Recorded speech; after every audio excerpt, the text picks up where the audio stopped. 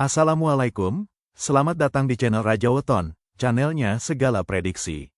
Mohon dukungan kepada semua teman-teman untuk memberikan like dan komentar yang membangun. Terima kasih dan selamat menonton. Kali ini kita akan membahas tentang kontroversi kepemimpinan wasit yang memberikan hasil yang kurang memuaskan diraih oleh Timnas Futsal Putri Indonesia di ajang Piala AFF Women's Futsal 2026. Tahu kan, kadang skor akhir itu nggak menceritakan semuanya. Nah, itulah yang terjadi di perebutan tempat ketiga Piala AFF Futsal Wanita 2026 antara Indonesia dan Vietnam. Di balik skor yang pahit, ada cerita soal semangat juang, determinasi, dan ya serangkaian kontroversi yang mengubah segalanya. Yuk kita bedah bareng-bareng. 4-1. Yap, itu skor akhirnya. Kemenangan buat Vietnam. Kelihatannya sih telak ya. Dan pastinya ini hasil yang pahit banget buat Timnas Futsal Putri kita. Tapi, tunggu dulu. Angka-angka ini nih bisa dibilang menipu. Cerita sebenarnya dari pertandingan ini tuh bukan soal siapa yang lebih banyak cetak gol, tapi soal drama. Drama di lapangan. Dan, ya, sorotan utamanya, sayangnya, jatuh ke sang pengadil. Oke, kita masuk ke bagian pertama. Laga penuh kekecewaan. Ini bukan sekedar pertandingan biasa loh. Ini perebutan medali perunggu.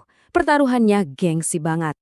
Dan wow, timnas kita tuh mulainya menjanjikan banget loh. Menit-menit awal itu skuad Garuda Pertiwi langsung tancap gas. Pressingnya ketat, mainnya agresif, benar-benar bikin pertahanan Vietnam kelabakan. Beberapa peluang emas pun tercipta. Kelihatan banget niatnya, kita mau kuasai laga ini dari awal. Sayangnya nih, momentum bagus tadi nggak bertahan lama. Nah, disinilah kita masuk ke inti permasalahannya. Bagian kedua, kontroversi di lapangan. Alur pertandingan jadi bergeser drastis. Bukan lagi soal adu taktik, tapi ya soal keputusan-keputusan wasit. Oke, coba kita runut satu persatu ya, biar jelas. Awalnya ada tendangan bebas yang jujur aja agak-agak dipertanyakan, langsung jadi gol pembuka buat Vietnam. Terus, momen yang paling bikin gemes, gol penyeimbang kita dianulir. Kontroversial banget. Masuk babak kedua, makin kelasa deh keputusan yang nggak seimbang. Puncaknya, penalti lunak yang seolah-olah jadi penutup harapan kita.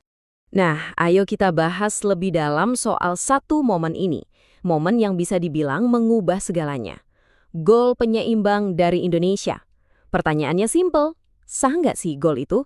Karena momen inilah yang jadi pemicu kekecewaan luar biasa di lapangan sampai ke bangku cadangan. Jadi wasit bilang golnya nggak sah. Alasannya katanya ada pelanggaran. Tapi kalau kita lihat lagi rekamannya, kontaknya itu minimal banget, bener-bener tipis. Dan keputusan satu ini jujur aja langsung bikin mental pemain kita jatuh. Dan ketidakseimbangan ini tuh kerasa banget di lapangan. Coba bayangin ya. Duel fisik keras dari pemain Vietnam seringnya sih aman, lolos aja gitu. Tapi sebaliknya, giliran pemain kita melakukan kontak yang mirip-mirip, peluit pelanggaran gampang banget bunyi. Jadi terasa beda banget standarnya.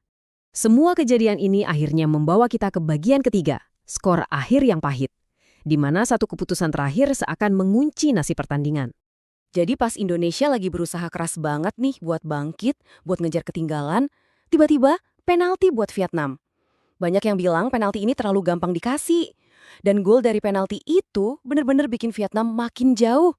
Sejak saat itu, rasanya ritme permainan udah lepas total dari kontrol kita. Tapi di tengah semua kekecewaan ini, ada satu hal yang harus banget kita apresiasi. Sesuatu yang benar-benar bersinar. Skuad Garuda Pertiwi kita itu nggak pernah menyerah. Sama sekali. Biarpun ditekan habis-habisan, mereka tetap lari, tetap berjuang sampai peluit panjang bunyi. Nah, mentalitas kayak gini nih yang bikin kita bangga. Jadi apa dong pelajarannya dari semua ini? Oke, kita sampai di bagian terakhir, pelajaran dan harapan baru.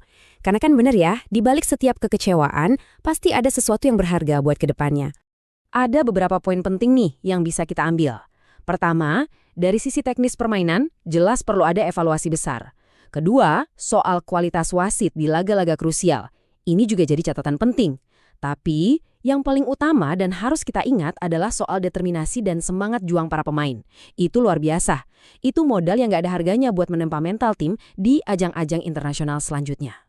Kekalahan ini jelas sakit rasanya. Tapi perjalanan timnas futsal putri kita nggak berhenti sampai di sini. Justru sebaliknya.